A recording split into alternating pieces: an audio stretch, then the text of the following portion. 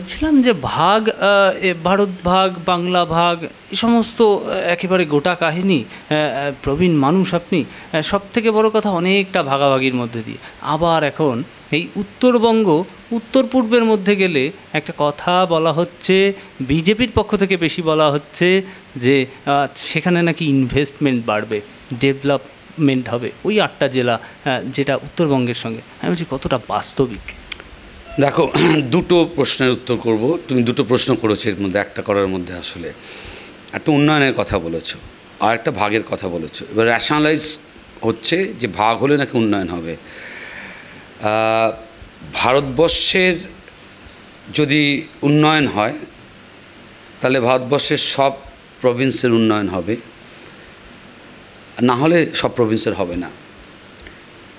এমন কোনো অবস্থা স্বাধীনতার পর ভারতবর্ষে বা পৃথিবীর যে কোনো দেশে তৈরি হওয়া সম্ভব না যে দেশ এগিয়ে চলেছে কিন্তু একটা রাজ্য ভয়ঙ্করভাবে অন্যরকম একটা আচরণ করছে মৌলিক জায়গাগুলোতে। উন্নয়ন একটা বড় কথা, তো মনে রাখতে হবে যে এই কথাটা যে উঠে এসছে হঠাৎ করে কয়েকদিন হলো, এটা কোনো বিচ্ছিন্ন কথা নয়।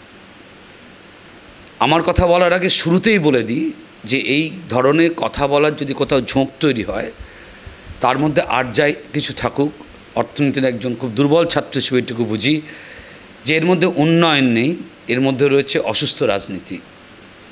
তার কারণ আমি কথাটা কেন বলছি, ভারতবর্ষের যদি মূলত গত 10 বছরের রাজনীতির ধারা নিয়ে, মূলস্রোত ধারা নিয়ে চর্চা করি, তাহলে দেখা যাবে যে ভারতবর্ষের যে মূলস্রোত রাজনৈতিক চর্চা, সেখানে ডমিনেট করছে আইডেন্টিটি পলিটিক্স, যেটাকে বলা হয় পরিচিতি সত্তার রাজনীতি। দুটো দর্শন বা দুটো তত্ত্বের মধ্যে সংঘাত চলছে গোটা দেশে। একটা হচ্ছে যে মানুষের রুটি, মানুষের কাজ, মানুষের থাকার জায়গা, জামা কাপড়, বাঁচবার জায়গা, স্বাস্থ্য, শিক্ষা, চাষি, ফসলের দাম, শিল্প, কলকারখানা, বেকার, বৈষম্য, এগুলো রাজনীতির আলোচনায় বিষয়বস্তু। এই জায়গায় তর্ক বিতর্কটা হোক, এটা একটা অবস্থান। আরেকটা অবস্থান হচ্ছে এগুলো একটাও নয়, সেই অবস্থানটা হচ্ছে পরিচিতি সত্তাটাকে নিয়ে রাজনীতি করা হোক। সেই পরিচিতি সত্তা কখনো তোমার ধর্মের বিচারে হিন্দু মুসলমান হতে পারে। সেই পরিচিতি সত্তা এটা করার পরও যদি দেখা যায় যে আর মুসলমান পাচ্ছ না, এমন একটা ভূগোল পেয়েছো, তাহলে সেখানে তখন তার হিন্দু মুসলমান করে কিছু করতে পারছে না, তখন পলিটিক্যাল ডিভিডেন্ড হবে না। তখন তুমি ওখানে চলে যাবে, জাতপাতে চলে যাবে। কারণ ভারতবর্ষের যদি মোট ভূগোলটাকে মাথায় নিয়ে কথা বলা যায়, তাহলে হিন্দু মুসলমান এই কথাটা বলে যে রাজনীতি দুর্ভাগ্যজনকভাবে আমাদের দেশে গত 10 বছর ধরে ভীষণভাবে সামনে চলে এসছে। কিন্তু এই রাজনীতির কথাটা কিন্তু গোটা ভারতবর্ষের সবকটা রাজ্যে সমানভাবে বলে রাজনৈতিক ফায়দা হবে না। কারণ এমন বহু রাজ্য আছে ভারতবর্ষে যেখানে মুসলমান এবং হিন্দু বলে কোনো ভোট পাওয়া যায় না।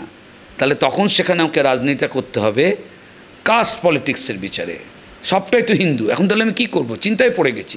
তার এখানে ছাড়া যাবে না, আমার কাস্ট পলিটিক্সে চলে যেতে হবে আর কি, ভাগ ভাগ করে করতে হবে। এইটা আমাদের মতন যে সমস্ত মানুষজন যে রাজনীতি, যে দর্শন বোঝাপড়া করি, যে দর্শন বোঝাপড়া প্রশ্নে আমার কাছে অনেক বেশি প্রায়োরিটি দারিদ্র্যসীমার নিচে লোক থাকবে না। আমার কাছে অনেক বেশি প্রায়োরিটি সম্পদের মধ্যে বৈষম্য কমে আসুক। অনেক বেশি প্রায়োরিটি পড়াশুনো করে শিক্ষিত ছেলেমেয়ে যখন সমাজে আসবে, সেই ছেলেমেয়েগুলো যেন তার চাকরির বাজার পায়, তা কলকারখানা যাতে খোলা থাকে, এমএসএমইগুলো যেন না ধোকে। এইগুলো হচ্ছে আমার কাছে, আমার বোধে রাজনীতির বিষয়। এখানে তর্ক বিতর্ক হওয়া উচিত।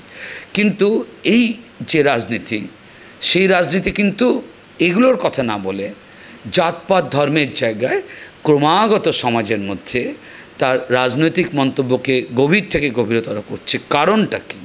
এটা শুধু আমাদের দেশে হচ্ছে না, শুধু আমাদের দেশে হচ্ছে না, আজকে আমেরিকাতে তাকালেও সেটা লক্ষ্য করা যাচ্ছে। এটা মূলত একটা দক্ষিণপন্থী রাজনৈতিক ধারা, যে ধারাটা কখনো মানুষের কোর ইকোনমিক ইস্যুসগুলোকে অ্যাড্রেস করে না। তারা অ্যাড্রেস করে এবং এটা ঘোষিত অবস্থান, এটা এরম নয় যে লুকিয়ে লুকিয়ে কিছু কথা। তার কারণ ভারতবর্ষের দেশ স্বাধীন হওয়ার আগের থেকেই, শুধু স্বাধীনতা নয়, আগের থেকে ঘোষিত 3টে দর্শন রাজনৈতিক ধারা ওয়েল ডিফাইন্ড, তো থিওরি লেভেলে না, প্র্যাকটিসে একটা ধারা যেটা মূলত কংগ্রেসের ধারা, মূলস্রোত ধারা, সেখানে সার্বভৌমিকতা, সাম্যের কথা বলা হচ্ছে। বামপন্থী যে ধারা, আরেকটা স্বতন্ত্র ধারা, সে নতুন মাত্রা ওর সাথে যুক্ত করছে যে অর্থনৈতিক সার্বভৌমত্ব, শুধুমাত্র পলিটিক্যাল সাবরিনিটি নয়, ইকোনমিক সাবরিনিটি। আরেকটা ঘোষিত অবস্থান রয়েছে, সে অবস্থানটা হচ্ছে ভারতবর্ষকে হিন্দু রাষ্ট্র তৈরি করতে হবে। ফলে এটা কোনো আজকের দিনে দাঁড়িয়ে কোনো রাজনৈতিক দল ধরে কথাবার্তা নয়। যারা পড়াশুনো করেন তারা নির্দিষ্টভাবে জানেন যে এই ত্রিধারার মধ্যে ভারতবর্ষের রাজনীতির চর্চাটা বয়ে চলেছে। যতদিন পর্যন্ত কংগ্রেস ধারা এবং তার সাথে বামপন্থী ধারা রাজনীতির চর্চার মধ্যে কোথাও ডমিনেট করেছে, ততদিন পর্যন্ত কিন্তু জাতপাতকে কেন্দ্র করে, ধর্মকে কেন্দ্র করে আমরা এই রাজনীতির চর্চা দেখিনি। কিন্তু ভারতবর্ষের মানুষের ভোট দেওয়ার মধ্যে থেকে যখন ভারতীয় জনতা পার্টির রাজনৈতিক দল, স্বীকৃত রাজনৈতিক দল 1980 সালের পরে, তার পেছনে আরএসএসের দর্শন বোঝাপড়া, এদের তো ঘোষিত অবস্থান যে রাষ্ট্রের ভাবধারাটা কী হবে, তখন সেই ভৌগোলিক অঞ্চলের মধ্যে গিয়ে দাঁড়িয়ে যদি জাতপাতের কথাকে আরও গভীরভাবে বলা হয়, তাহলে কিন্তু আমি খুব সহজেই মানুষের সমর্থন পেয়ে যাচ্ছি নির্বাচনের প্রশ্নে, এবং এটা ডিভিডেন্ড দিচ্ছে। এটা কারোর কাছে খুব চিন্তার জায়গা, যেরকম আমার মতন যারা অর্থনীতির ছাত্র, দুর্বল ছাত্র, তাদের কাছে এটা খুব চিন্তার জায়গা। কারণ এর মধ্যে দেশের কল্যাণ নেই, এর মধ্যে মানুষের কল্যাণ নেই। আমি তোমার সাথে কথা বলছি, আমার একটা নাম রয়েছে, কিন্তু আমি লোকটা এখন কথা বলছি আমি হিন্দু না মুসলমান, এবং হিন্দু হওয়ার পর আমি এক্স্যাক্টলি কোন জাতের, এটা কথা বলার সময় গুরুত্ব পাবে না যে বিষয়গুলো নিয়ে আমি কথা বলবো সেই বিষয়গুলো গুরুত্ব পাবে। কিন্তু ভারতবর্ষের যে রাজনীতি এবং সারা পৃথিবীতে প্রত্যেকটা দেশে যদি গিয়ে দেখা যায় যে দক্ষিণপন্থী রাজনীতির যে প্রকট যখন বাড়ে, এটা তাদের ন্যারেটিভ। এই ন্যারেটিভটার ভিত্তিতেই কিন্তু এই কথাগুলো উঠে আসে। এই যে উত্তরবঙ্গে কিছু জেলাকে ধরে নিয়ে যে ভাগের কথা বলা হচ্ছে, আমি যদি বলি হিউম্যান ডেভেলপমেন্ট ইন্ডেক্স কোনো রাজনৈতিক দলের তৈরি করা জিনিস না, তা একদম সরকারি তথ্য। তো এসডিআই যদি আজকে পশ্চিমবঙ্গের সবকটা জেলার এসডিআইয়ের তালিকা তৈরি করা হয়, তাহলে যারা উন্নয়নের কথা বলছেন যে ভাগটা করা জরুরি, তারা কিন্তু সমস্যায় পড়ে যাবে, কারণ সেগুলো সমস্ত সরকারি তথ্য। সেই সরকারি তথ্যের ভিত্তিতে এসডিআই সূচক কিন্তু উত্তরবঙ্গের 7টা জেলা পশ্চিমবঙ্গের বাকি জেলাগুলোর থেকে পিছিয়ে রয়েছে, এ কথাটা সর্বৈব মিথ্যে। এবং সেটা হঠাৎ আজকের তথ্য নয়। এসডিআই যদি গত কেউ 2 দশকের দেখে, তাহলে দেখা যাবে যে এসডিআই ইন্ডেক্সে পশ্চিমাঞ্চলে বহু জেলা পিছিয়ে আছে, উত্তরবঙ্গে কোনো একটা জেলা পিছিয়ে থাকতে পারে। আবার উত্তরবঙ্গের এমন জেলা রয়েছে যার হিউম্যান ডেভেলপমেন্ট ইন্ডেক্স পশ্চিমবঙ্গের প্রথম 5টা জেলার মধ্যে পড়ে, যে 7টা জেলার কথা হচ্ছে আর কি। ফলে এর মধ্যে উন্নয়ন কিছু নেই। এই কথাটা বলার মধ্যে থেকে একটা রাজনৈতিক বাতাবরণ চর্চা তৈরি করা, যেখানে উন্নয়নের বিষয়গুলোকে সরিয়ে রেখে আমি আসলে এই ন্যারেটিভ, এই পরিচিতি সত্তার ন্যারেটিভকে সামনে নিয়ে এসে যদি কথা বলি, তাহলে মানুষজনের সমর্থনটা বেশি পাওয়া যেতে পারে। এইটা একটা মারাত্মক ভয়ের এবং বিপদের ছোপ, এটা কখনো হওয়া উচিত নয়। এবার বাজেট দেখলাম আমরা, বাজেটে পশ্চিমবঙ্গের মুখ্যমন্ত্রী একেবারে সাজো রব, তিনি বললেন যে বঞ্চনা হয়েছে বাংলায়, বাংলা কিছুই পায় না। আসামে বন্যা হয়, সেখানে যেরকম ভর্তুকি দেওয়া হয়, কোথায় পশ্চিমবঙ্গ পায় না। এরকম একটা জায়গায় দাঁড়িয়ে গোটা ভারতবর্ষের বাজেটে কোথায় জিনিসপত্রের দাম বাড়লো কমলো, তাতে মধ্যবিত্তের কতটা কি সুবিধা হলো, এই সামগ্রিক আলোচনায় কি বাংলা তাহলে বঞ্চিত রইল, আর মধ্যবিত্তের হাতে কি এলো? না, এটা খুব ইন্টারেস্টিং কোশ্চেন। মাননীয় অর্থমন্ত্রী যখন বাজেট পেশ করেছেন, আমি সে সময় বিভিন্ন জায়গায় এই বিষয়গুলো নিয়ে আলোচনা করছিলাম। 9টা প্রায়োরিটি বলে বাজেট পেশ করেছেন। তো আমরা ভাবছিলাম যে 9টা প্রায়োরিটি বা ডিটেল কীভাবে করবেন, কারণ উনি যে যখন বাজেট পেশ করছেন তার ঠিক আগে উনি তো কেন্দ্রীয় সরকারের অবস্থান থেকে মাননীয় অর্থমন্ত্রী বাজেট পেশ করছেন। এই কেন্দ্রীয় সরকারের তরফ থেকে তার ঠিক আগেই ইকোনমিক সার্ভেরও কিন্তু একটা রিপোর্ট জমা পড়েছে, যে ইকোনমিক সার্ভের রিপোর্টটা হচ্ছে দেশের অর্থনীতির আবহ, যে আবহে দাঁড়িয়ে মাননীয় অর্থমন্ত্রী বাজেট পেশ করেছেন। বাজেটটা যত বলা এগোলো, তখন কিন্তু খেই হারিয়ে ফেললাম। কোথাও গিয়ে বুঝলাম যে অনেকে এই বাজেটটাকে কেন্দ্র করে সমালোচনামূলক আলোচনা করবার সুযোগ পেয়ে যাবে। কেন? মনে হয়েছিল 9টা প্রায়োরিটি ধরে বাজেট, কিন্তু কেউ তো এই কথা বলতেই পারে যে বিহার আর উত্তরপ্রদেশ এই দুটোকে প্রায়োরিটিতে রেখে বাজেট। কারণ অফিসিয়ালি বাজেট পেশ করবার সময় এই দুটো রাজ্যের কথা আলাদা করে মাননীয় অর্থমন্ত্রী উল্লেখ করলেন এবং হিউজ কয়েক হাজার টাকার বিশেষ প্যাকেজের কথা ঘোষণা করলেন। তা ভারতবর্ষের ইউনিয়ন টেরিটরি সমেত যে 30টার কাছাকাছি 31টা প্রভিন্স রয়েছে, বাজেট তো তাদের সবার। সুতরাং সেখানে যখন নির্দিষ্টভাবে দুটো রাজ্যকে বেছে নিয়ে কোনো বিশেষ গুরুত্ব দিয়ে বিশেষ প্যাকেজ ঘোষণা করা হয়, তখন অন্যান্য রাজ্যের মানুষজন বা সরকার যারা চালাচ্ছে, সেই বিজেপি শাসিত সরকার হোক আর অবিজেপি শাসিত সরকার হোক, তাদের মধ্যে তো এই ক্ষোভ বা প্রশ্নটা উঠবেই যে ভারতবর্ষের এতগুলো রাজ্যের মধ্যে দুটো রাজ্যকে এরকম আলাদা করে বিচ্ছিন্ন করে করা হচ্ছে কেন। এবং স্বাভাবিকভাবেই এই সমালোচনা, এই রাজনৈতিক সমালোচনা তো উঠে আসবেই, যে রাজনৈতিক সমালোচনাটা হচ্ছে এটা বলে যে যেহেতু ভারতীয় জনতা পার্টি নিরঙ্কুশ সংখ্যা পায়নি এবং দুটো গুরুত্বপূর্ণ রাজনৈতিক দল গুচ্ছর উপর ভিত্তি করে এনডিএ সরকার চলছে, ফলে সেই দুটো দলের যে রাজ্যে প্রভাব বেশি রয়েছে সেই দুটো রাজ্যকে বিশেষ প্যাকেজ ঘোষণা করা হয়েছে। তাহলে এই রাজনৈতিক চর্চা বাজেট পেশ যখন করা হবে তাতে একটা পলিটিক্যাল ইকোনমি থাকবে, কিন্তু সেখানে ইকোনমিটাও থাকবে, তার রেশনালিটিটাও থাকবে। সেখানে যদি বারবার করে এই পলিটিক্যাল ডিসকোর্সটা আলোচনা সমালোচনার প্রায়োরিটি পায়, তাহলে বাজেট পেশ করবার গুরুত্বটা হারিয়ে পড়ে। দ্বিতীয় যে প্রশ্নটা, আমার এই জায়গা থেকে কথাটা স্বাভাবিকভাবে উঠবে, দ্বিতীয় তৃতীয় যে কথাগুলো আসছে, আমি যেটা বললাম economic survey report. Economic survey report কিন্তু কোনো দলের রিপোর্ট না, যে শাসক দলের রিপোর্ট, বিরোধী দলের রিপোর্ট। বাজেটটা যেন ভারত সরকারের, ইকোনমিক সার্ভে রিপোর্ট ভারত সরকারের। ভারত সরকার তার ঠিক একদিন আগে যে ইকোনমিক সার্ভে রিপোর্ট পেশ করেছেন, তাতে সে সার্ভে রিপোর্টে যে জিনিসগুলোকে অ্যাডমিট করে নেওয়া হয়েছে, যে ভারতবর্ষের মোট কনজামশান, ভোগ, সেটা সিগনিফিকেন্টলি ফল করেছে। সে রিপোর্টে অ্যাডমিট করে নেওয়া হয়েছে যে ভারতবর্ষে corporate investment over the time fall করেছে। 2, সেই রিপোর্টে ভারতবর্ষের যে বেকার সমস্যা রয়েছে, এটাকে শুধু অ্যাডমিট করা না, যে পার্সেন্টেজ দেখাচ্ছে সেই পার্সেন্টেজ নিয়ে অনেক বিতর্ক আছে।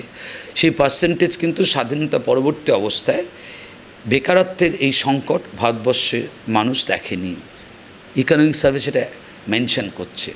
ইকোনমিক সার্ভে মেনশন করছে সারা পৃথিবীর মতন আমাদের দেশেও সবথেকে গুরুত্বপূর্ণ সেক্টর হচ্ছে এখন এই ক্ষুদ্র মাঝারি যে এমএসএমই সেক্টর বলা হয়, মিডিয়াম স্মল স্কেল সেক্টর। সেই সেক্টরটা হচ্ছে এমপ্লয়মেন্ট জেনারেশনের জায়গা থেকে সবথেকে বেশি potential. Economic survey report admit করছে যে এমএসএমই অনেকে শাটডাউন করছে এবং তার সিকনেস লক্ষ্য করা যাচ্ছে। তার জন্য সরকার পরের দিন বাজেটে কিছু মেজারের কথা বলছেন। অর্থাৎ যদি এমএসএমই সেক্টর দুর্বল হয়ে পড়ে, তাহলে সেখানে এমপ্লয়মেন্ট জেনারেশন সিঙ্ক করবে এবং পারচেসিং পাওয়ার থাকবে না। ইকোনমিক সার্ভে রিপোর্ট অ্যাডমিট করছে যে ট্রেড ব্যালেন্স, অর্থাৎ রপ্তানি এবং আমদানি, তার যে ফারাক, সেটা আমাদের অনুকূলে যাচ্ছে না, প্রতিকূলে যাচ্ছে। ইকোনমিক সার্ভে রিপোর্ট অ্যাডমিট করছে যে ভারতবর্ষে এগ্রিকালচারাল সেক্টরের যে প্রাইস, সেই প্রাইস ইন্ডেক্সটা সিগনিফিকেন্টলি হাই। আমি রিটেল প্রাইস ধরে কথা বলি, তাহলে অ্যাভারেজ থাম রুল 10% অ্যান্ড অ্যাবাভ যদি কমিউনিটি বাস্কেট তৈরি করা হয়, চাষিদের বিভিন্ন ধরনের ফসলের যদি মূল্য না হয়, সরকারি মূল্য, সরকারি দাম যেটা, সেই মূল্য যদি না হয়, নিয়ে যদি তার মুদ্রাস্ফীতি লক্ষ্য করা যায়, তাহলে দেখা যাবে যে মুদ্রাস্ফীতি রেকর্ড পরিমাণ হচ্ছে কৃষিক্ষেত্রে ফসলের দাম। আবার চাষিরা দীর্ঘ 10 দশকে, মানে 1 দশকে 10 বছরে সরকারি তথ্য বলছে 1,44,000-এর কাছাকাছি সংখ্যা কৃষক আত্মহত্যা করেছে। তার কারণ কৃষক চাষ করে সে তার ফসলের ন্যায্য দাম পাচ্ছে না। আবার আমি যখন বাজার থেকে সে ফসলটা কিনতে যাচ্ছি, সেখানে মুদ্রাস্ফীতি লক্ষ্য করতে পারছি। কৃষক যে ফসলের ন্যায্য দাম পাচ্ছে না, তার কারণ উৎপাদনের যে ব্যয়, সেটা কৃষক বহন করতে পারছে না। তার কারণ গত 8-10 বছরে ধাপে ধাপে কৃষিক্ষেত্র থেকে ভর্তুকিকে কমিয়ে আনা হয়েছে। এবং আমি যদি রিসেন্ট 5 ইয়ার্স ধরেও কথা বলি, কম করে 5 লক্ষ কোটি টাকার মতন সামগ্রিকভাবে ম্যাক্রো লেভেলে ভর্তুকি হ্রাস করা হয়েছে এবং এই জায়গাটা দিয়ে দেওয়া হয়েছে কর্পোরেটকে। আমি পরে ওই জায়গায় যাব। অর্থাৎ এক কথায় কৃষিক্ষেত্রে ভর্তুকি কমে আসছে, কৃষক তার ফসলের ন্যায্য দাম পাচ্ছে না, যেটা ন্যূনতম তুমি বলছিলে যে সহায়ক মূল্য, সেই জায়গায় বাজেট সুনিশ্চিত করতে পারেনি কৃষক সমাজকে, কৃষিক্ষেত্রকে। পাশাপাশি তুমি সাধারণ মানুষ যখন বাজারে চাষের জিনিস কিনছি তখন তার আগুন ছোঁয়া দাম। এই সমস্ত কথা তো ইকোনমিক সার্ভে রিপোর্ট, সেটা তো সরকারি দলিল।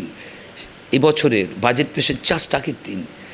এবার চিন্তার জায়গাটা হচ্ছে যে একটা দেশের যখন অর্থনীতির এই রকম একটা কঠিন চেহারা, এবং এই কঠিন চেহারাটা তো সরকারি তথ্যগুলো বলছে, এটা তো কোনো রাজনৈতিক দলের লোক বলছে না, কোনো একটা আমি ইকোনমিক্সের একজন খারাপ ছাত্র আমি বলছি না, সরকারি তথ্য বলছে যে রেকর্ড পরিমাণ বেকার তৈরি হচ্ছে। সরকারি তথ্য বলছে এই সময়কালে গরিব মানুষের কাছে সম্পদের সিংহভাগ নেই।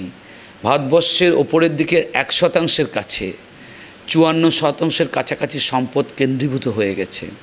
ভারতবর্ষের ওপর অংশের মানুষের কাছে যদি সেটা 10-15% বলা যায়, তাহলে দেখা যাচ্ছে ভারতবর্ষের 85% সম্পদ, ওপরের আয়ের 80 থেকে 85% সম্পদ চলে যাচ্ছে 10 থেকে 15% মানুষের কাছে। তাহলে কি ট্রিমেন্ডাস বৈষম্য গরিব, মাঝারি এবং নিম্ন আয়ের মানুষের মধ্যে। রাষ্ট্রকে তো এই জায়গাটা অ্যাড্রেস করতে হবে, বাজেটকে তো এই জায়গাটা অ্যাড্রেস করতে হবে। কর্পোরেটকে ছাড় দেওয়ার জন্য গত 1 দশকে যদি দেখা যায় তাহলে ধাপে ধাপে কর্পোরেট ট্যাক্স কমিয়ে আনা হয়েছে। কি যুক্তি দিয়ে কমিয়ে আনা হয়েছে? যে কর্পোরেট ট্যাক্স কমিয়ে আনলে কর্পোরেট উৎসাহিত হবে এবং বিনিয়োগ করবে। অভিজ্ঞতা কি বলছে? এইভাবে কমাতে কমাতে কর্পোরেট ট্যাক্স যখন 26% এসে দাঁড়িয়েছে, তখন দেখা যাচ্ছে যে এই সময়কালে যখন কর্পোরেটদের উৎসাহিত করার জন্য লাঘব করা হলো করকে, তখন দেখা গেল সেই কর্পোরেটের বিনিয়োগটা কমে গেছে। তাহলে কর্পোরেটটা উৎসাহিত হচ্ছে না, বিনিয়োগ কমছে না। আবার এমএসএমইতে এসেও দেখা যাচ্ছে শাটডাউন হচ্ছে, সিক হচ্ছে। এমএসএমইকে সেন্সিটাইজ করবার চেষ্টা অর্থমন্ত্রী করছেন, শুধু এই বাজেটে নয়। গত Covid pandemic situation, post pandemic situation, special package 22 lakh crore, এ সবগুলো যদি দেখা যায় বারে বারে করে সেন্সিটাইজ করবার কথা বলা হচ্ছে। সেন্সিটাইজ হচ্ছে না। কেন হচ্ছে না? তার কারণ এই যে অর্থনীতিটা চলছে, এই অর্থনীতিটা মূলত যোগান ভিত্তিক অর্থনীতি, যোগানের দৃষ্টিকোণ থেকে অর্থনীতি। অর্থাৎ কি করে কর্পোরেট উৎসাহিত হবে, এমএসএমইকে কী করে উৎসাহিত করা যায়। ফলে এই জায়গায় পলিসি প্রেসক্রিপশন হচ্ছে, এই জায়গায় সরকার মেজার নিচ্ছে। কিন্তু যে কথা বারে বারে আসছে যে সরকারকে মেজার নিতে হবে, যে মানব সম্পদ রয়েছে, মানুষ রয়েছে, তার দুটো হাত রয়েছে, এই মানুষের দুটো হাতের কাজের ব্যবস্থা করে দিতে হবে। এই মানুষের দুটো হাতের কাজের ব্যবস্থার মধ্যে থেকে তার পেটের খিদে কমানোর ব্যবস্থা করতে হবে। এটা করতে পারলেই কিন্তু দেশের মঙ্গল হবে, শুধু ব্যক্তির মঙ্গল না, দেশের মঙ্গল হবে। কীভাবে? যখনই এই প্রান্তিক অংশের মানুষ, নিম্ন আয়ের মানুষ, মধ্য আয়ের মানুষ, এদের কাছে আরও বেশি করে ইনকাম ক্রিয়েট করা যাবে, এদের হাতে যত পারচেসিং পাওয়ার ক্রিয়েট করা যাবে, তত বাজারে এসে ওরা চাহিদা করবে। এবং তত কিন্তু এই যে কর্পোরেটরা ইনভেস্ট কেন করছে না? কারণ ওরা তৈরি করার পর মজুদ বেড়ে যাচ্ছে। এমএসএমই কেন ঢুকছে? এমএসএমইকে সেন্সিটাইজ করছে, নানা রকম স্কিম প্রেসক্রাইব করছে, তা সত্ত্বেও এমএসএমই কেন উৎসাহিত হচ্ছে না? তার কারণ সে জিনিস তৈরি করার পর তার জিনিস বিক্রি হচ্ছে না। সুতরাং মূল সংকটটা দেশের হচ্ছে চাহিদার সংকট, এবং এই চাহিদার সংকটকে সরকার যদি নজর দিতে হয়, তাহলে সরকারকে নিম্ন আয়ের মানুষ, গরিব মানুষ, প্রান্তিক মানুষ, এমনকি মধ্যবিত্ত অংশের মানুষ, তাদেরকে তাদের আয় বাড়ানোর জন্য সরকারকে ভাবতে হবে, উৎসাহিত করতে হবে। কিন্তু সরকার, কেন্দ্রীয় সরকার গত 1 দশক ধরে একেবারে ভিন্ন পথে চলছে। ফলে সংকটটা তো কোনো রাজনৈতিক দলের সংকট নয়, সংকটটা তো দেশের সংকট হচ্ছে। এই সমস্ত অর্থনীতির সূচকগুলো সংখ্যা তো ভারত সরকারের দেওয়া তথ্য, এই কথাগুলো বলছে। সুতরাং এই জায়গায় ফলে পলিসি আন্ডারস্ট্যান্ডিং সরকারের, পলিসি প্রেসক্রিপশন, সেখানে কিন্তু তার স্টান্স পাল্টাতে হবে। বড় অংশের মানুষের কথা ভাবতে হবে। ট্যাক্স এক্সামিশনের কথা বলা হচ্ছে। এবার ট্যাক্স স্ট্রাকচার, নতুন ট্যাক্স স্ট্রাকচারে ওপরে 6টা ধাপের তো তার মধ্যে একদম ওপরে আর একদম শেষের দিকে দুটো ধাপ কোনো পরিবর্তন হয়নি, মাঝের তিনটে ধাপের ফাইন টিউনিং হয়েছে। এবং তার জন্য বাজারে যথেষ্ট পরিমাণে ডিমান্ড ক্রিয়েট হবে এটা কখনোই নয়, কখনোই তৈরি হতে পারবে না। কারণ সেটা 5,000 কোটি টাকার কাছাকাছি একটা ছোট্ট অ্যামাউন্ট টোটাল বাজেটের রেসপেক্টে। যে জিনিসটা বুঝতে হবে যে সরকার গত কয়েক বছরে কর্পোরেট ট্যাক্স ছাড় দেওয়ার জন্য যে পরিমাণ ট্যাক্স ছেড়েছে, আর যদি দেখা যায় যে প্রত্যক্ষ কর থেকে সরকার যে উল্লেখযোগ্য পরিমাণ তার আয় বাড়াতে পেরেছে, এমনকি পরোক্ষ কর যেটাকে আমরা বলছি জিএসটি থেকে যে আয়টা হয়, সেখান থেকে সরকার উল্লেখযোগ্যভাবে তার আয় বাড়াতে পেরেছে। সরকার 2024-এ 8 মাসের জন্য যে বাজেট পেশ করেছে, এরকম একটা অনুকূল পরিস্থিতিতে রাজকোষের জায়গা থেকে সহজে আসে না। কারণ 11 লক্ষ কোটি টাকার কাছাকাছি টাকা একটা বুয়েন্সি হয়েছে, অর্থাৎ সরকারের ট্যাক্স কালেকশন বেড়েছে। এই যে পেট্রোলের যে দাম, ডিজেলের যে দাম, আন্তর্জাতিক বাজারে যখন দাম কমছে তখনও আমাদের দেশে দাম বাড়ছে। কেন? তার কারণ পেট্রোল প্রোডাক্টের দাম এক, কিন্তু তার উপর ট্যাক্স বসানো হচ্ছে দুটো পর্যায়ে, একটা রাজ্য সরকার, একটা কেন্দ্রীয় সরকার। মানুষকে ওই পয়সাটা দিতে হচ্ছে। অর্থাৎ যখন বলছি যে বাজার নির্ধারণ করবে, তখন কিন্তু যখন আন্তর্জাতিক বাজারে ব্যারেলের দাম বাড়ছে তখন বলছি বাজার নির্ধারণ করবে, আর আন্তর্জাতিক বাজারে যখন ব্যারেলের দাম কমছে তখন বলছি বাজার নয়, সরকার রেগুলেট করছে। তাহলে নীতিটা কী? হয় বলো যে বাজার নির্ধারণ করবে, তাহলে আন্তর্জাতিকে বাড়লে দেশের সব লোককে বেশি দাম দিতে হবে, আন্তর্জাতিকে কমলে দেশের সব লোককে কম দাম দিতে হবে। কিন্তু বাড়ার সময় বলবে বাজার নির্ধারণ করবে, আর যখন আন্তর্জাতিক বাজারে ব্যারেলের দাম কমছে তখন তাহলে দেশের মানুষকে কেন পেট্রোল, ডিজেল, রান্নার গ্যাস এই সমস্ত জিনিসপত্রের ওপর অতিরিক্ত কর দিতে হবে? এবং এই করের তো সিংহভাগ রাজ্য এবং কেন্দ্র ভাগ করে নিতে, এক্সট্রাকারের ম্যাক্সিমাম ইনকামটা এখান থেকে হচ্ছে। ফলে সেই জিএসটি মানেই হচ্ছে আম জনতার ওপর ট্যাক্স। মানে তুমি একটা দেশলাই বাক্স কিনছো, তুমি ধনী পরিবারের লোক হলেও ওই দেশলাই বাক্সটা কিনলে তোমার যে জিএসটিটা যায়, আমি অত্যন্ত গরিব মানুষ, আমি কিনলেও কিন্তু ওই জিএসটিটা একই যাবে। ফলে জিএসটির থেকে আয় বৃদ্ধি করা মানেই কিন্তু সেই আয়টা নিম্ন আয়, মধ্য আয় অংশের ওপর বেশি যাচ্ছে তুল্যমূল্য বিচারে। ডাইরেক্ট ট্যাক্সের যে কথা বলা হচ্ছে, সেই ট্যাক্সও কিন্তু মধ্য আয়ের মানুষ, মূলত যারা হোয়াইট কালার জব করছে, ফর্মাল সেক্টরে চাকরি করছে, সেখান থেকে সরকারের সিগনিফিকেন্টলি রেভিনিউ বেড়েছে। সরকারের রাজস্ব কোথায় কমেছে? কমেছে তো কর্পোরেট ট্যাক্সে কমেছে, কারণ সরকার কর্পোরেট ট্যাক্সের উপর ক্রমাগত ছাড় দিয়ে যাচ্ছে। ফলে এখানেও একটা কোথাও রাজনৈতিক দর্শনগত জায়গা থেকে প্রশ্ন উঠছে যে সরকারের দৃষ্টিভঙ্গির মধ্যে এই অর্থনীতির সংকট এবং তাকে মোকাবিলা করার জন্য কাকে ছাড় দেবে, কতটুকু ছাড় দেবে, আর কোথায় সরকার তার আয় বাড়ানোর চেষ্টা করবে। এই পর্যায়ে কথাটা শেষ করছে এটা বলে, কেন্দ্রীয় সরকার তো একটা রেকর্ড পরিমাণ মানে লোন করে বসে আছে, এক্সপেন্ডিচার হচ্ছে, রেভিনিউ বাড়ছে, কিন্তু এক্সপেন্ডিচারটা রেভিনিউ যা বাড়ছে তার থেকে আরও বেশি করে করছে। 3%-এর মধ্যে থাকার কথা ছিল জিডিপির, মোট জাতীয় উৎপাদনের 3%-এর মধ্যে থাকার কথা ছিল।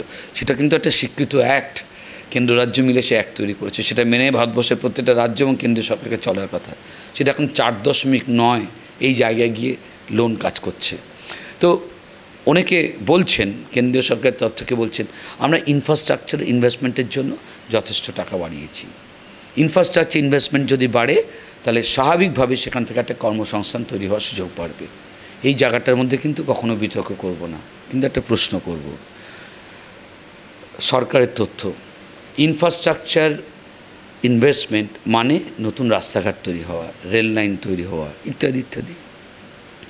এভিয়েশনস হলে এয়ারপোর্ট তৈরি হবে, পোর্ট তৈরি হবে। এটা আমরা সবাই জানি, বিজ্ঞান প্রযুক্তির উন্নয়নের ফলে যে পরিমাণ মেশিন পাওয়ার ব্যবহার করে যে দক্ষতার সাথে যে গতিতে ওই এক্সপানশনটা করানো যায়, সেই পরিমাণ ম্যান পাওয়ারের রিকোয়ারমেন্ট এখন ইনফ্রাস্ট্রাকচার ইনভেস্টমেন্টের ক্ষেত্রে লাগে না।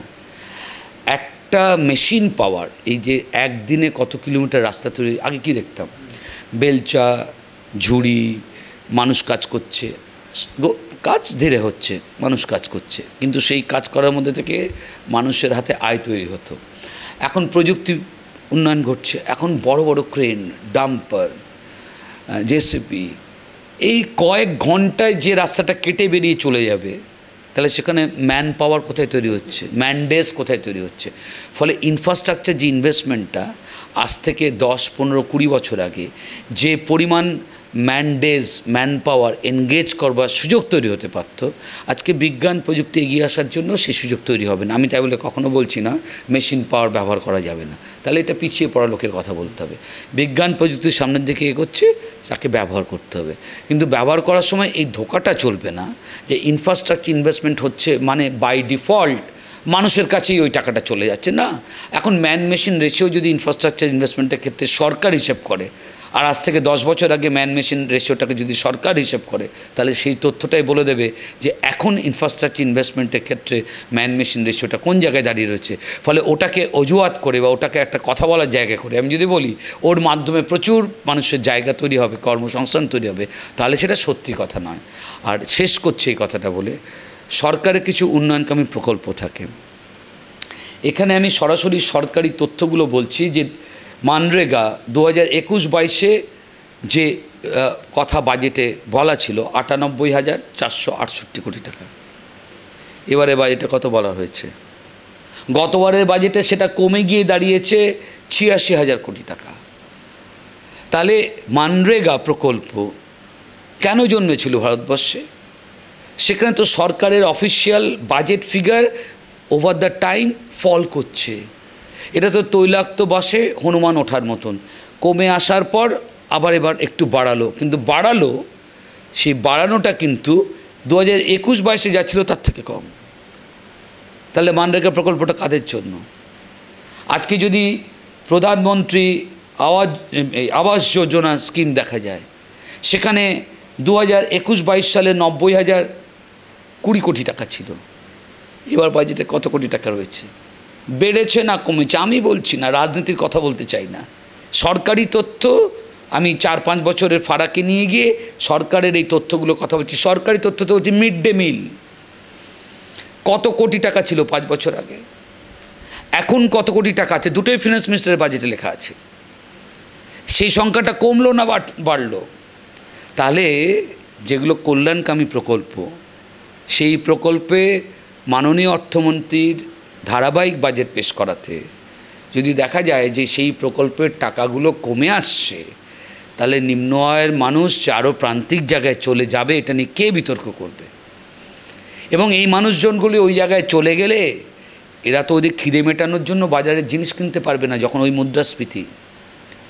এবং স্বাভাবিকভাবেই এই সংকটটা কিন্তু শুধুমাত্র কিছু অর্থনীতির জায়গা থেকে সংকট নয়, দেশের মানুষের সংকট। ফলে মানুষ যখন ভোট দিয়ে কোনো রাজনৈতিক দলকে রাষ্ট্র ব্যবস্থা পরিচালনা করবার জন্য পাঠায়, তখন শুধুমাত্র দেশের একদম ওপর দিককার কিছু পুঁজিপতির যে লক্ষ্যমাত্রা, তাদের যে দর্শন, তাদের যে স্বার্থ, সেটাকে বিচারে রেখে কিন্তু রাষ্ট্রের কখনো নীতি নির্ধারণ হওয়া উচিত না। তাহলে সেটা দেশের পক্ষেও যেরকম কখনো কাঙ্ক্ষিত চেহারা নয়, বড় অংশের মানুষ কিন্তু তাতে ভিকটিম হয়ে পড়ে। এই মুহূর্তে ধারাবাহিক কেন্দ্রীয় বাজেটগুলোর মধ্যে থেকে আমরা এই চেহারা দেখতে পাচ্ছি। এটা রাজনৈতিক কথা নয়। স্যার, আপনি তো বলছেন ঠিকই আছে, কিন্তু প্রধানমন্ত্রী এই যে চেহারা আপনি তুলে ধরলেন, তাতেই তো উনি এর আগের বছরের ভাষণে বললেন 2026-এর মধ্যে আমরা 5 ট্রিলিয়ন অর্থনীতির দিকে এগোচ্ছি, ভারত এগোচ্ছে 5 ট্রিলিয়ন অর্থনীতি। আপনি যে চেহারা বলছেন মিলছে না। আমি যদি এবার ভারত সরকারের যে এই গত সপ্তাহের যে বাজেট পেশ করা হয়েছে, তাতে কত ট্রিলিয়নের অর্থনীতির চেহারা তৈরি হয়েছে, মাননীয় প্রধানমন্ত্রী, মাননীয় অর্থমন্ত্রী ফিগারটা বলে দিন। আর 5 ট্রিলিয়ন তৈরি হবে সে কথাটা উনি কবে বলেছিলেন? আর এবারের বাজেটে সেই সংখ্যাটা তার হাফের একটু কম। উনি তো বলেছিলেন যে আগামী 2 থেকে 3 বছরের মধ্যে হয়ে যাবে। এখন সমস্ত আলোচনা যাতে লোকে স্পষ্টভাবে ধরতে বুঝতে না পারে, তার জন্য 2047-কে সামনে রেখে কথা বলা হচ্ছে। এবং এই বিকশিত ভারতের 2047-এর লক্ষ্যমাত্রাকে মাথায় রেখে আমি বেশি দিন আগের কথা বলবো না, এই 2 দিন আগে যে নীতি আয়োগ মিটিং হয়ে গেল, তাতে কে ঢুকেছে, কে বেরিয়ে গেছে, কে সত্যি বলছে, কে মিথ্যে বলছে, এই সস্তার রাজনীতির আলোচনার মধ্যে আমি যাব না। আমি বলবো নীতি আয়োগ মিটিংয়ে সরকারি যে তথ্য সাবমিট করা হয়েছে, তাতে ভারতবর্ষের অর্থনীতির মাপকে কত ট্রিলিয়ন অর্থনীতির মাপ বলা হয়েছে। আর 2047-এর যে লক্ষ্যমাত্রা ঠিক করা হয়েছে তাতে শুধুমাত্র অর্থনীতির মাপ নয়, তার সাথে আরও কয়েকটা ম্যাক্রো সূচক ঠিক করা হয়েছে। বিস্তারিত আলোচনা হলে আমি ঘন্টার পর ঘন্টা এটা বলবো। সংক্ষেপ সাধারণ মানুষ বুঝবে জন্য সংখ্যাতত্ত্বের কচকচানিতে না গিয়ে আমি থাম রুল করে বলছি। নীতি আয়োগের লাস্ট 2 days বিফোর যে মিটিং হয়েছে তাতে সরকারি তথ্য বলছে যে 2047-এর যে লক্ষ্যমাত্রা ঠিক করা হচ্ছে এর প্রত্যেকটা সূচকে আজকের দিনে ভারতবর্ষের সরকারি সূচক যা সেটা বাড়াতে হবে 8 থেকে 10 গুণ, কোনোটার ক্ষেত্রে 12 গুণ। তাহলে ভারতবর্ষের যে অর্থনীতি সেই অর্থনীতিকে ওই 47-এ পৌঁছানোর জন্য যে সূচকগুলো ঠিক করা হচ্ছে আর ভারতবর্ষের জমিতে আজকে সেই সূচকগুলোর যা মান সেটা বাড়াতে হবে 8 থেকে 10 গুণ, কোনোটার ক্ষেত্রে 11 বা 12 গুণ। কার তথ্য? নীতি আয়োগের সরকারি তথ্য। তাহলে যে কথাটা হচ্ছে যে ঘোষণা মাননীয় প্রধানমন্ত্রী করেছিলেন, উনি আমার দেশে মানে হায়েস্ট জায়গায় রয়েছেন শ্রদ্ধেয় প্রধানমন্ত্রী, উনি যে ঘোষণাটা 5 ট্রিলিয়ন অর্থনীতি করেছিলেন, তো সেই ঘোষণাটা এইবারে মাননীয় অর্থমন্ত্রী বাজেট থেকে একটু মিলিয়ে বলে দিন যে ঘোষণা যে সময়ের মধ্যে করবেন বলা হয়েছিল, মাননীয় অর্থমন্ত্রী যে বাজেট উনি পেশ করেছেন সরকারি তথ্য সেই ট্রিলিয়নের ঘোষণার কত কাছে দাঁড়িয়ে আছে। ফলে দেখো এই কথাগুলো লোকজন সংখ্যা মুখস্থ করে বেড়াচ্ছে না, লোকজন বেকারির যন্ত্রণা নিয়ে ঘুরছে। শিক্ষিত ছেলে মেয়ে ঘুরে বেড়াচ্ছে বেকারির যন্ত্রণা নিয়ে।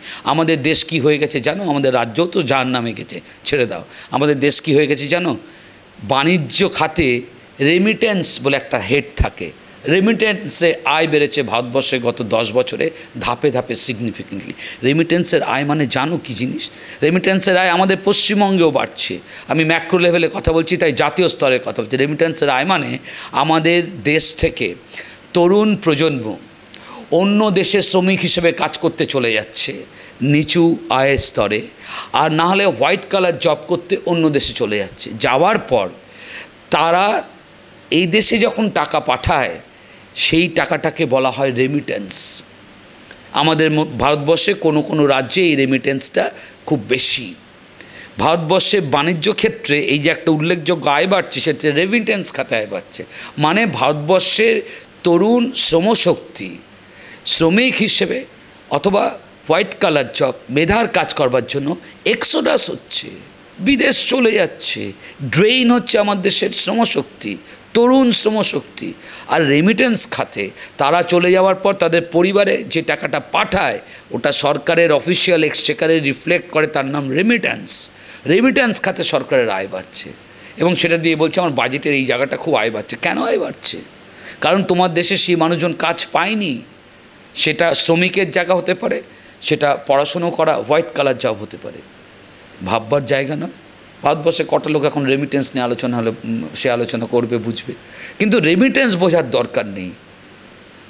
মাননীয় ক্যাবিনেটের দায়িত্বে থেকে যে রাষ্ট্র ব্যবস্থাগুলো চলে, যখন যে দলকে মানুষ ভোট দিয়ে সে ব্যবস্থাগুলো চালানোর দায়িত্বে পাঠায় তখন দল করবার জন্য তো যায়, রাজনৈতিক দল যাবে, কিন্তু তার আগে ভাবা উচিত যে 5 বছরের জন্য পাঠানো হয়েছে মানুষের কাজ করবার জন্য। সেই কারণেই সংবিধান স্টেট পাওয়ারকে তৈরি করেছে।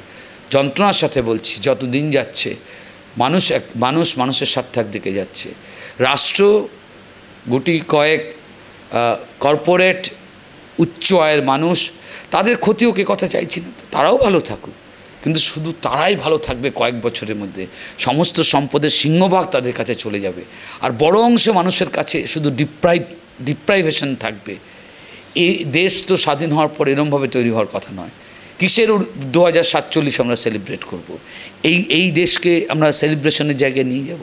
ফলে সংকীর্ণ রাজনীতির বাইরে, দক্ষিণপন্থী বামপন্থী এই বিতর্কের বাইরে বেরিয়ে পুঁজিপতিদেরকে কটু কথা না বলে সামগ্রিকভাবে যে উন্নয়নের মধ্যে গরিব মানুষ প্রায়োরিটি পাবে, নিম্ন আয়ের মানুষ প্রায়োরিটি পাবে, মধ্যবিত্ত প্রায়োরিটি পাবে, কারণ তারাই দেশে বড় অংশের মানুষ। এটা বিচারে রেখে নীতি নির্ধারণ হওয়া উচিত, ঘোষণা নয়।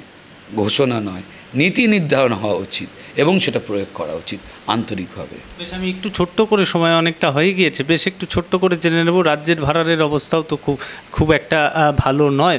সেই জায়গা থেকে 356 কোটি টাকা একেবারে ক্লাব অনুদান, এই যে ক্লাবগুলিকে অনুদান পুজো আসলেই হয়, পরের বার বাড়িয়ে দেবেন বললেন মুখ্যমন্ত্রী, একদম খেলার ছলে সুন্দর করে বললেন যে বিদ্যুতের ছাড় 75% এবং ফায়ার সার্টিফিকেট ফ্রি। আমি বলছি এই তো রাজ্যের অবস্থা। আবার তৃণমূল মুখপাত্ররা তার সমর্থন করে সেটা বলছে বাজারেই তো অর্থনীতি দেওয়া হচ্ছে, তাহলে মানুষের কাছে যাবে সে টাকা। আলোক শিল্পী, বাঁশ বাঁধার শিল্পী, এরা তো পয়সা পাচ্ছে, তাহলে টাকা রোটেট হচ্ছে বা রোল হচ্ছে। একদম ঠিক। এবার ধরো তোমার একটা কথা বলি, দেশ স্বাধীন হওয়ার পর থেকে পঞ্চবার্ষিক পরিকল্পনা, প্রথম পঞ্চবার্ষিক পরিকল্পনা চালু হওয়ার পর থেকে বামফ্রন্ট সরকার যখন চলে গেল, তখন এই যে দীর্ঘ 50 থেকে 2011 এই যে সময়কালটা, তখন পশ্চিমবঙ্গের লোনের পরিমাণ ছিল 1,92,000 কোটি টাকা। সরকারি তথ্য এখন লোনের পরিমাণটা কত বলছে? 6 লক্ষ কোটি টাকার একটু কম। তাহলে স্বাধীনতার সময়কাল থেকে 2011 পর্যন্ত পশ্চিমবঙ্গে লোনের পরিমাণ 1,92,000 কোটি টাকা, আর 2011 পরিবর্তনের পর থেকে 2024-এ সেটা 2 বললে প্রায় 3 গুণের কিছু বেড়েছে। আমি কোনো দল ধরে কথা বলছি না, আমি সরকারি তথ্য ধরে কথা বলছি। তাহলে কোনো ব্যক্তি বা কোনো রাজ্যের যদি ক্রমাগত লোন বাড়ে, তাহলে আমার জানা নেই যে তাতে অর্থনীতির চেহারাটা ব্যক্তির বা রাষ্ট্রের খুব ভালো হয় আর কি। মানে একজন ব্যক্তি যদি ক্রমাগত ধারে জর্জরিত হয়, তাতে যদি আমরা বুঝি যে ব্যক্তি খুব ভালো আছে আর কি। বাট রাজ্য যদি ধারে জর্জরিত হয় এবং এই রেকর্ড পরিমাণ ধার বেড়েছে, তারপর যদি কোনো রাজ্য যদি দল ছাড়ো, কোনো রাজ্য যদি আত্মতুষ্টিতে ভোগে আমরা খুব ভালো আছি আর কি, তাহলে তো নতুন করে সব কিছু জিনিসকে ওলট পালট করে বুঝতে হবে যে ভালো কাকে বলে, মন্দ কাকে বলে, তাহলে সেগুলো বুঝতে হবে আর কি। আচ্ছা বলো তো, আমাকে যদি রাষ্ট্র বলে দেবাশিস তোমাকে আমি 100 টাকা দেব, বা দেবাশিস না বলে যদি রাষ্ট্র বলে কোনো সংগঠককে যে তোমাকে আমি টাকা দেব, অথবা রাষ্ট্র যদি বলে কোনো প্রতিষ্ঠানকে 3টে জায়গায় ভাগ করলাম যে তোমাকে আমি 100 টাকা দেব, পৃথিবীতে কেউ আছে, এমন কোনো ব্যক্তি আছে, এমন কোনো সংগঠক আছে, এমন কোনো প্রতিষ্ঠান আছে যে টাকা পেলে অখুশি হবে? কখনো সম্ভব নয়। আমাকে যদি সরকার বলে যে তোমাকে কালকে টাকা দেবো আর কি, তুমি যাতে আরও ভালোভাবে থাকতে পারো, আমি কেন অখুশি হব? আমি লক্ষ্মীর ভাণ্ডারের কথা বলছি না, কিন্তু সাধারণভাবে বলছি, দিলেই তো মানুষ খুশি হবে। মানুষের কোনো দোষ নেই, কোনো দোষ নেই। এবার প্রশ্নটা হচ্ছে, একটা সরকার তৈরি হয় কেন? সরকার তৈরি হয় হচ্ছে সরকারের ওয়েল ডিফাইন্ড কনস্টিটিউশনালি কিছু কমিটমেন্ট থাকে, সেই কমিটমেন্টগুলোকে ফুলফিল করে সরকার রাষ্ট্র ব্যবস্থা পরিচালনা করে। আর দুর্গাপুজোটা, যে দুর্গাপুজোর নাম আমাদের পশ্চিমবঙ্গে হচ্ছে বারোয়ারি দুর্গাপুজো আর কি, অর্থাৎ 12 জন সংখ্যা এই সব মিলে টিলে আর কি পুজো হয়, সেখান থেকে হচ্ছে বারোয়ারি দুর্গাপুজো কথাটা জন্ম আর কি, ইতিহাস তাই বলে। এবং সেই বারোয়ারি ব্যাপারটা পরবর্তী অবস্থায় অঞ্চলের মানুষজন, ক্লাব, এরা সবাই জড়ো হয়ে পুজোটা করে আর কি। ফলে এই পুজোটা করবার যে সমস্ত দুর্গাপুজো লোকের বাড়িতে হয়, সেটা তাদের পরিবারের দায়িত্ব। আর যারা বারোয়ারি দুর্গাপুজো করে, তাই বারোয়ারির দায়িত্ব। এটাই কিন্তু যবের থেকে দুর্গাপুজো তবের থেকে চল, এর মধ্যে কিন্তু কোনো বামপন্থী চিন্তাধারা, দক্ষিণপন্থী চিন্তাধারা, তৃণমূল, বিজেপি, কংগ্রেস কিচ্ছু নেই।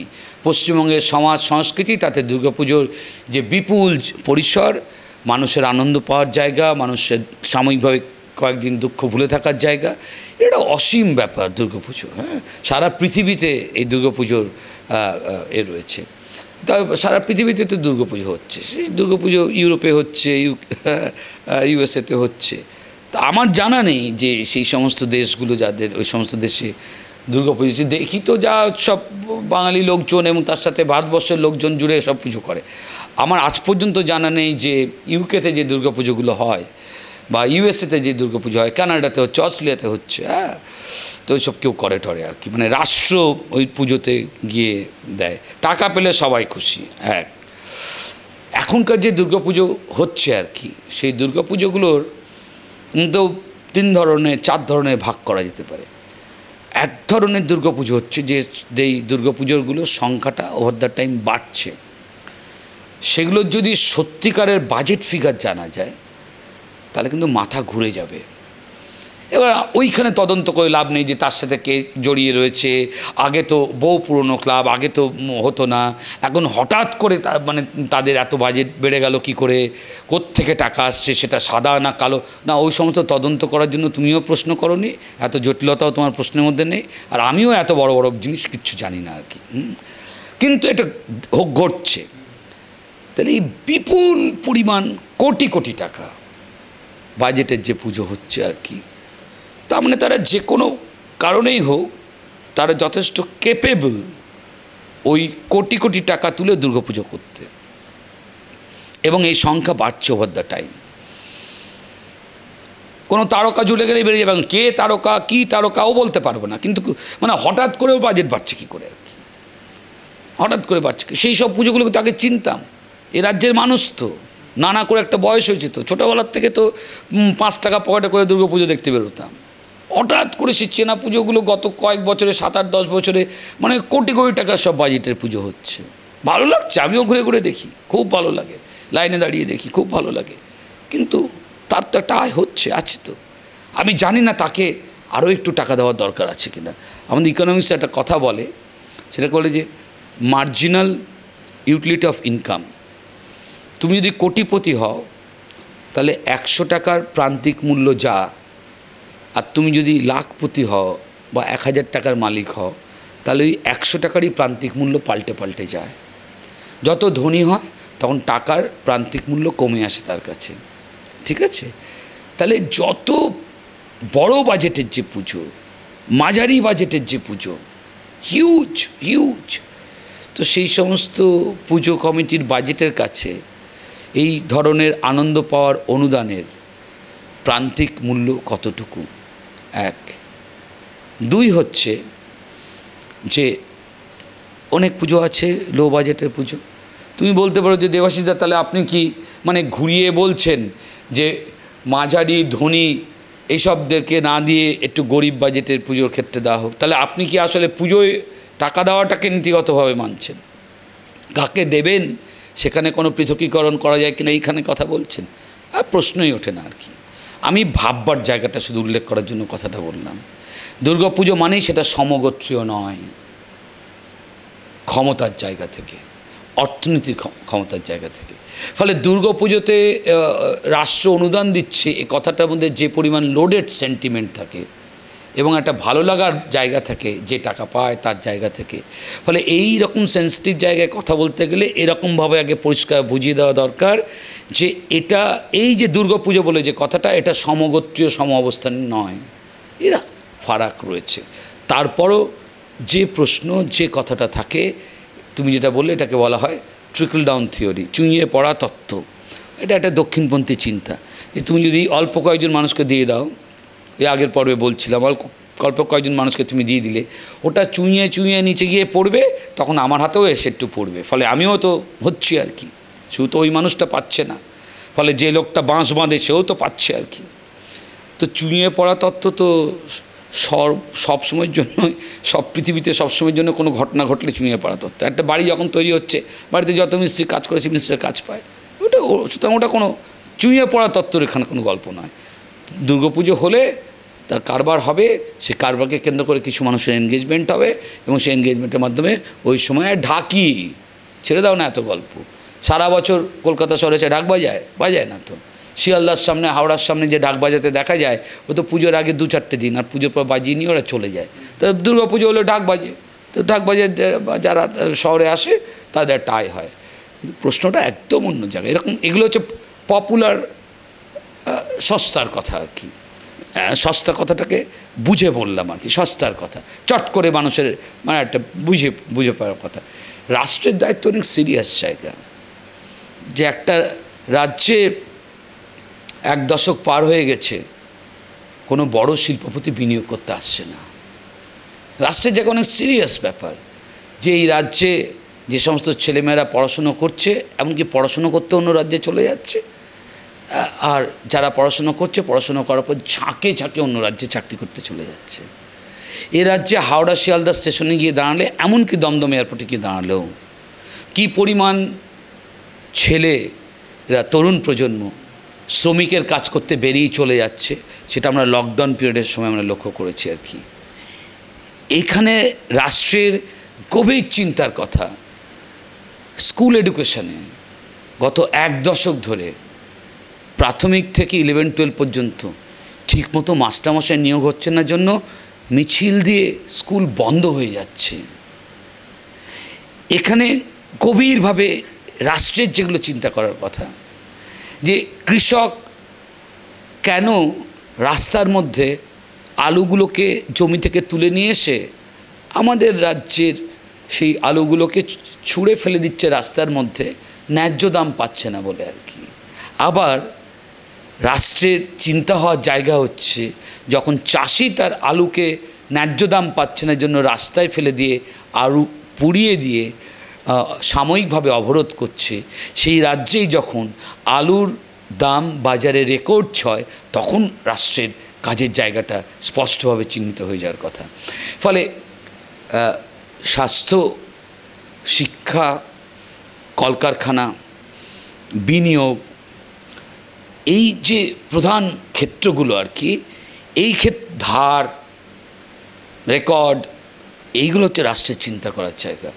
কিন্তু আমি যদি টাকা পাই, সেটা কোনো প্রকল্পের মাধ্যমেই পাই আর দুর্গাপুজোকে কেন্দ্র করেই পাই, যে পায় সে কিন্তু খুশি হয়। আমি যদি পাওয়ার জায়গায় থাকি, আজকে বাইট দিচ্ছি, বিকেলবেলাতেই যদি আমি পাওয়ার জায়গায় থাকি, আমিও কিন্তু খুশি হব। কিন্তু ওটা রাষ্ট্রের কর্তব্য কি না, না আমি একজন সরকারি কর্মচারী, আমি স্বাধীনতার পর থেকে এই পরিমাণ ডিপ্রাইভড হয়নি, সেই জায়গাটায় আমি কথা বলবো সরকারি কর্মচারীর অবস্থান থেকে, নাকি আমি একটা টাকা পেলাম তাতে খুশি হব। এই জায়গাগুলো তো ডেফিনেটলি খুব সিরিয়াস কথাবার্তা আর কি। মানে অনুদান পেলে খুশি হয় না এরকম কোনো মানুষ পৃথিবীতে নেই, সে যে স্কিমেই যে পাক না কেন। কিন্তু হকের পাওনা বলে যেগুলো থাকে, সেই জায়গাগুলোর যখন সেই এরা পায়, আমি তো বুঝি না, আমি আমার কথা সরিয়ে দিলাম, অনেক মাইনে পাই আর কি, ঠিক আছে। আমি বলছি এই যে রাজ্য সরকারি কর্মচারীরা, আমিও রাজ্য সরকারি কর্মচারী, আপাতত এক্সক্লুড করে আমি বলছি, এই কর্মচারীরা এইরকমভাবে আন্দোলন করবার সুযোগ পাচ্ছে কেন? এই কর্মচারীরা একের পর এক কোর্টে যখনই যাচ্ছে জিতছে কেন? কেন অতীতে বামফ্রন্ট সরকার যখন ক্ষমতায় ছিল তাদের অনেক দোষ ভালো মন্দ না থাকতে পারে, সেসব সাধারণ মানুষ সবাই জানে বোঝে। কিন্তু আমি বুঝতে পারি না যে তখন তো একটা ঘোষণা ছিল বিরোধী রাজনৈতিক দলের অবস্থান থেকে, যে ক্ষমতায় আসার পর কেন্দ্রীয় সরকারের সাথে নাকি এক পার করে দেওয়া হবে। তো কেন্দ্রীয় সরকার তো দূরের কথা, ভারতবর্ষ অন্যান্য রাজ্যগুলোর সাথে তো কোথায় পিছিয়ে গেছে পশ্চিমবঙ্গ। রাজ্য সরকারি কর্মচারীরা কেন রাস্তায় নেমে আন্দোলন করবার সুযোগ পাচ্ছে? কেন তরুণ শিক্ষিত যুব সমাজ রাস্তায় নেমে মানে শিক্ষকতার চাকরিকে কেন্দ্র করে আন্দোলন করবার সুযোগ পাচ্ছে? কেন পশ্চিমবঙ্গে শিক্ষক নিয়োগকে কেন্দ্র করে এত স্পর্ধা পশ্চিমবঙ্গে কী করে তৈরি হচ্ছে, যেখানে কোর্টে এত মামলা হচ্ছে? কোর্টে মামলার পর একটার পর একটা মামলার রায় কেন রাষ্ট্রের পক্ষে যাচ্ছে না? কেন সেই মামলাগুলোকে কেন্দ্র করে ইডি, সিবিআই তদন্ত করবার সুযোগ পাচ্ছে? এই জিনিসগুলো তো ভালো লাগছে না এই রাজ্যের একজন মানুষ হিসেবে। এই জায়গাগুলো কিন্তু আসলে রাষ্ট্রের চিন্তা করার জায়গা আর কি। হ্যাঁ, তারপর এই গত কিছুদিন হলে যে পরিমাণ সমাজের লোকজন, গণমাধ্যম বলছে সমাজ বিরোধী ইত্যাদি ইত্যাদি, এইসব আমি বলতে পারবো না, জানিও না, কিন্তু এই যে যখন তখন আইনকে হাতে তুলে নিচ্ছে, মহিলাদের নিগ্রহ করছে, এই সমস্ত চিত্র আমাদের সামনে কেন আসবে? একটা ল অ্যান্ড অর্ডারের প্রশ্ন। কেন এক একটা জায়গায় এক একটা মানুষ খুব বিখ্যাত, মানে একটা অতি বিত্তবান হয়ে যাচ্ছে, মানে কিছু কিছু চিত্র মিডিয়াতে আসার পর তারপর লোকে কথা বলছে, কিন্তু তারা কি করে হচ্ছে, কোন আবহে তৈরি হচ্ছে, এইগুলো একটা স্টেটের কাছে অনেক বেশি কনসার্নের জায়গা। টাকা আমাকে দিলে আমিও খুশি হব, ফলে ক্লাবকে দিলে ক্লাবও খুশি হবে। কোনো মানুষকে যদি মানে লক্ষ্মীর ভাণ্ডার যদি দেওয়া হয় সঙ্গতভাবে, যথাযথভাবে, সেই মানুষ খুশি হবেন। যত ধরনের প্রকল্পের টাকা সেগুলো যদি দেওয়া হয় স্বাভাবিকভাবে সেগুলো মানুষ খুশি হবে এবং রাষ্ট্রের নিশ্চিতভাবে কোনো কোনো জায়গায় সেই কর্তব্য পালন করতে হয়, কিন্তু কোথাও বোধহয় বুঝতে হবে যে ওই কর্তব্য পালনের সাথে সাথে এই যে বিষয়গুলো আমাদের চোখের সামনে আসছে এগুলোও কিন্তু রাষ্ট্রকে নিশ্চিতভাবে অনেক চিন্তায় রাখে এবং রাষ্ট্র নিশ্চয়ই স্ট্রাগল করছে, এগুলোকে অ্যাড্রেস করছে, সলভ করবার চেষ্টা করছে, কারণ রাষ্ট্রের তো সেটাই কাজ।